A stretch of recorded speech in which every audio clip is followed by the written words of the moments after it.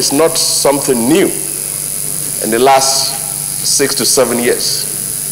It has always been reports coming out with detailed description of a pattern of how our oil wealth was systematically diverted and sometimes directly stolen by people in government, multinational corporations, in cahoot with our local oil businessmen.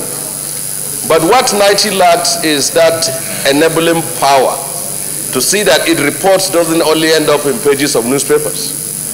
And if we go on by this, with NITI giving consultancy work on audit, a report coming out, and it hits headline, and the next day nothing is done about it, then we will not be making any much progress. So as far as I'm concerned, what I will say is that there are aspects to this. When it comes to the issue of non-remittance of funds, he made it very clear that in oil swap, almost about $580 million was not remitted, and there was this swap that took place.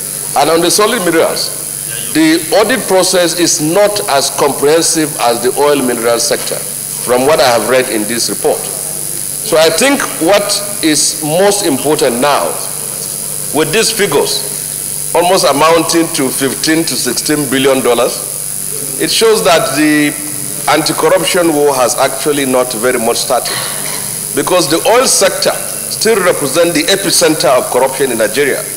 And until and unless that very aspect of our economy, where that is what it depends upon, is being worked at, we will simply be always here talking.